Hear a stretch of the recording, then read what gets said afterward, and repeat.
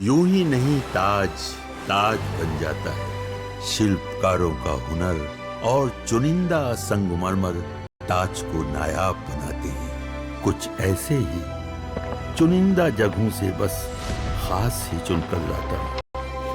कतरे कतरे को मैं हीरे सा परखता हूँ। यूं ही नहीं मैं रजनी गंधा बन जाता हूँ।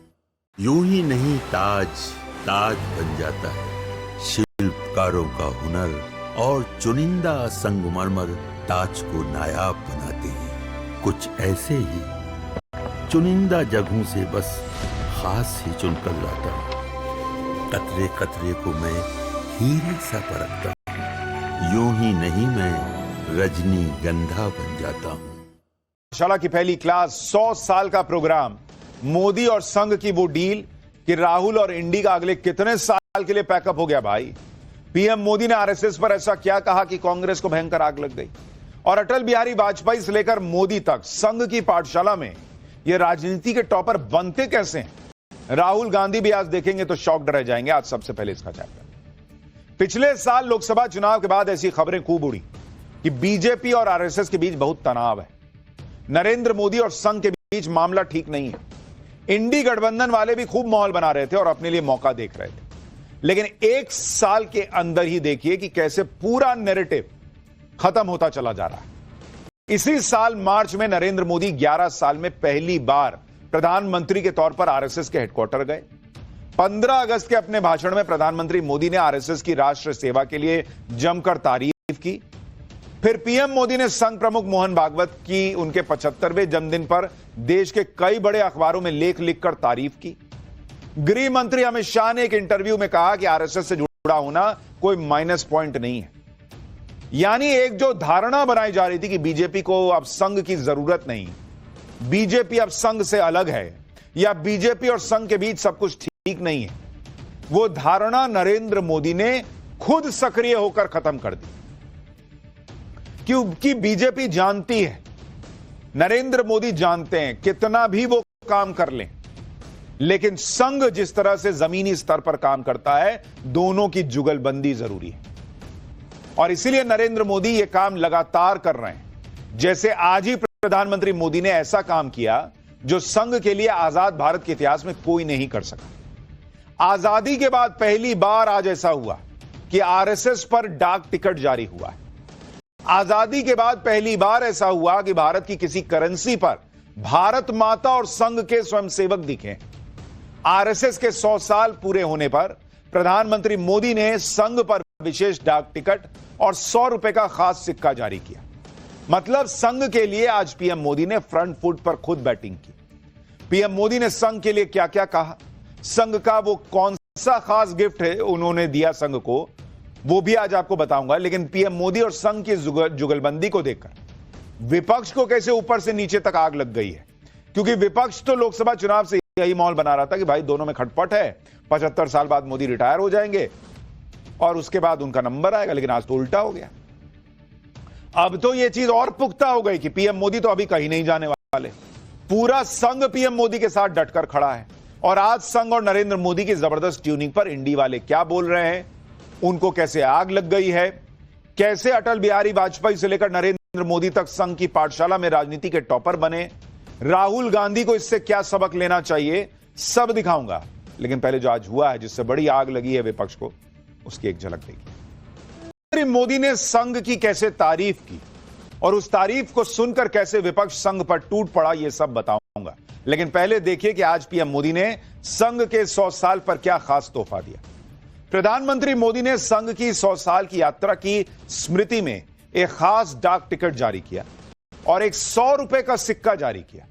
100 रुपए के सिक्के पर एक तरफ राष्ट्रीय प्रतीक चिन्ह अंकित है और दूसरी तरफ सिंह के साथ वरद मुद्रा में भारत माता की भव्य छवि अंकित है। भारत माता की छवि के साथ ही स्वयंसेवकों को भक्ति और समर्पण भाव से उनके समक्ष नतमस्तक दिखाया गया। अब जिन लोगों का सिक्का आजकल पॉलिटिक्स में नहीं चल रहा, अब सोचिए उन लोगों को यह सिक्का देख के कितनी आग लगी होगी। भारत माता भी दिख रही हैं और संघ के स्वयंसेवक भी दिख रहे हैं 100 रुपए के सिक्के में।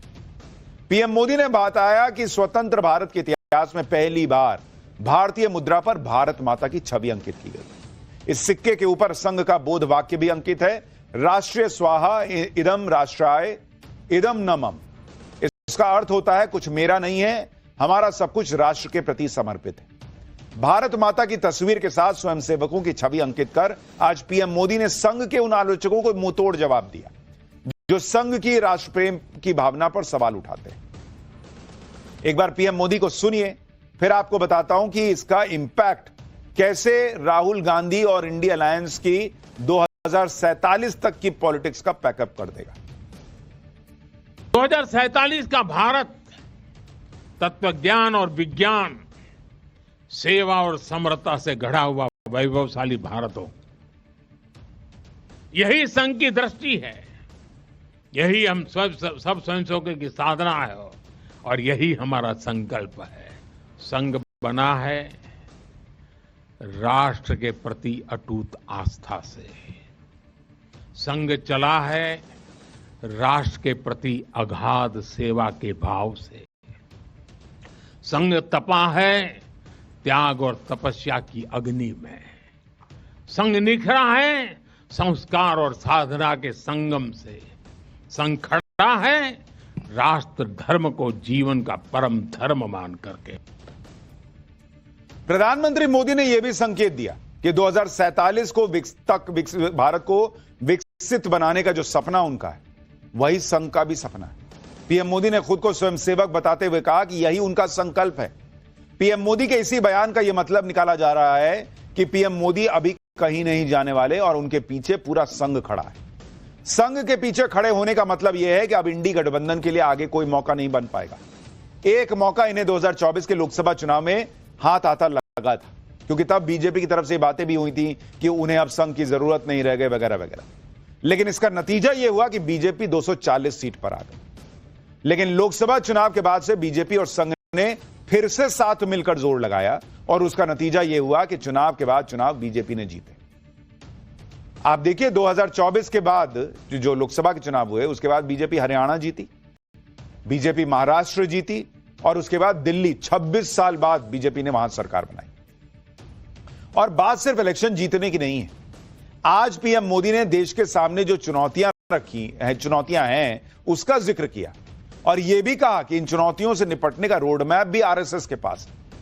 यानी पीएम मोदी ने साफ मैसेज दे दिया बॉस कि किसी को आग लगती है तो लगे, लेकिन संघ को साथ लेकर ही देश चुनौतियों से निपट सकता है। सुनिए एक बार। आज के समय की चुनौतियां अलग है, संघर्ष भी अलग है। दूसरे देशों पर आर्थिक निर्भरता हमारी एकता को तोड़ने की साजिश है। डेमोग्राफी में बदलाव के षड्यंत्र। एक प्रधानमंत्री के नाते मैं नम्रतापूर्वक कहूंगा कि मुझे बहुत संतोष है कि हमारी सरकार इन चुनौतियों से तेजी से निपट रही है। वहीं एक स्वयंसेवक के नाते मुझे ये भी खुशी है कि राष्ट्रीय स्वयंसेवक संघ ने न केवल इन चुनौतियों को पहचान की है, बल्कि इन चुनौतियों से निपटने के लिए ठोस रोड मैप भी बनाया है। आज राष्ट्र के सामने ऐसे संकट खड़े हो रहे हैं जो हमारी एकता, हमारी संस्कृति और हमारी सुरक्षा पर सीधा प्रहार कर रहे हैं। अलगाववादी सोच, क्षेत्रवाद, कभी जाति, कभी भाषा को लेकर विवाद, कभी बाहरी शक्तियों द्वारा भड़काई गई विभाजनकारी प्रवृत्तियां, ये सब अनगिनत चुनौतियां हमारे सामने खड़ी है। सामाजिक समरसता को आज डेमोग्राफी में बदलाव के षड्यंत्र से, घुसपैठियों से भी बड़ी चुनौती मिल रही है। बीजेपी और संघ का यही समीकरण रहा तो फिर इंडी वालों के लिए आगे कोई चांस बनने वाला नहीं है और प्रधानमंत्री नरेंद्र मोदी इसी में लगे हुए हैं। आज संघ के सम्मान में पीएम मोदी ने एक डाक टिकट भी जारी किया और इस डाक टिकट पर संघ के 100 सालों की सेवा का जिक्र है। राष्ट्रभक्ति, सेवा और अनुशासन लिखा है। इसके साथ ही आरएसएस के स्वयंसेवकों की वो तस्वीर भी छपी है जब आरएसएस के स्वयंसेवक 26 जनवरी 1963 को गणतंत्र दिवस की परेड में शामिल हुए थे। ये तस्वीरें 1963 की हैं, जब जवाहरलाल नेहरू प्रधानमंत्री थे और तब दिल्ली में रिपब्लिक डे परेड में आरएसएस के स्वयंसेवक पहुंचे थे। ऐसा दावा किया जाता है कि खुद जवाहरलाल नेहरू ने आरएसएस को रिपब्लिक डे की परेड में शामिल होने के लिए दिल्ली बुलाया था। तब जवाहरलाल नेहरू ने आरएसएस को देशभक्तों का संगठन कहा था। आरएसएस के 3000 स्वयंसेवक कम समय में दिल्ली पहुंचे और फुल ड्रेस के साथ रिपब्लिक डे परेड में शामिल हुए। लेकिन संघ के इस दावे पर कांग्रेस सवाल उठाती रही है। इस बात को लेकर बहुत विवाद हो चुका है। लेकिन आज डाक टिकट में 1963 का जिक्र करके पीएम मोदी और संघ ने बता दिया कि संघ के खिलाफ एजेंडा चलाने से संघ बैकफुट पर ना जाने वाला। इतना ही नहीं, विपक्ष अक्सर आजादी के आंदोलन का नाम लेकर भी संघ को टारगेट करता है कि संघ का उसमें कोई योगदान नहीं है। लेकिन संघ के योगदान पर सवाल उठाने वालों को आज पीएम मोदी ने तगड़ा जवाब दिया। एक बार वो भी सुन लीजिए, फिर आपको बताता हूं कि कांग्रेस को कैसे आज आग लगी हुई है। आजादी की लड़ाई के समय देखें तो परम पूज्य डॉक्टर हेडगेवार जी समेत अनेक कार्यकर्ता ने स्वतंत्रता आंदोलन में हिस्सा लिया। डॉक्टर साहब कई बार जेल तक गए। आजादी की लड़ाई की कितने ही स्वतंत्रता सेनानियों को संघ संरक्षण देता रहा, उनके साथ कंधे से कंधा मिलाकर काम करता रहा। 1942 में 1942 में जब चिमूर में अंग्रेजों के खिलाफ आंदोलन हुआ तो उसमें अनेक स्वयंसेवकों को अंग्रेजों के भीषण अत्याचार का सामना करना पड़ा। आजादी के बाद भी हैदराबाद में निजाम के अत्याचारों के खिलाफ संघर्ष से लेकर गोवा के स्वतंत्रता आंदोलन और दादरा नगर हवेली की मुक्ति तक संघ ने कितने ही बलिदान दिए और भाव एक ही रहा, राष्ट्र प्रथम। ऐसा नहीं है कि संघ पर हमले नहीं हुए, संघ के खिलाफ साजिशें नहीं हुई। हमने देखा है कैसे आजादी के बाद भी संघ को कुचलने का प्रयास हुआ।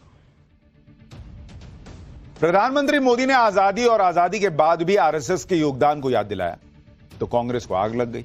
आरएसएस के लिए कांग्रेस ने कहा कि जो देशभक्त थे वो जंग में गए, जो गद्दार थे वो संघ में गए। कांग्रेस कह रही है कि आरएसएस वो संगठन है जिसका एक भी नेता आजादी की लड़ाई में जेल ही नहीं गया।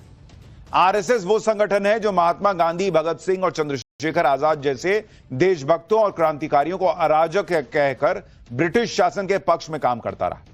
कांग्रेस ने तो देश के बंटवारे का आरोप भी आरएसएस पे मढ़ दिया।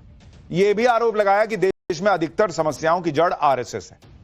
कांग्रेस के नेता आरएसएस को कोसने में कैसे कैसे बयान दे रहे हैं, एक बार सुनिए, फिर इसकी सच्चाई भी बताता हूं। आरएसएस की सराहना प्रधानमंत्री मोदी किस बात के लिए कर रहे हैं? आरएसएस की सराहना क्या इस बात के लिए की जाए कि उन्होंने आजादी के आंदोलन में अपनी छोटी उंगली का छोटा नाखून नहीं कटाया? आज उनकी सराहना इसलिए करी जाए कि आजादी के आंदोलन में वो अंग्रेजों को माफीनामे लिखते थे, मुखबिरी करते थे? प्रधानमंत्री को चाहिए कि आरएसएस के बनने के बाद 25 साल आरएसएस का क्या रोल रहा है, 1925 से लेके और 1947 और 48 तक, वो रोल बताएं ताकि देश के लोगों को ये समझने में आसानी रहे कि देशभक्ति की परिभाषा क्या होती है। आप फ्रीडम फाइटर्स के खिलाफ रहे, आप ब्रिटिश गवर्नमेंट के हिमायत में खड़े हो गए।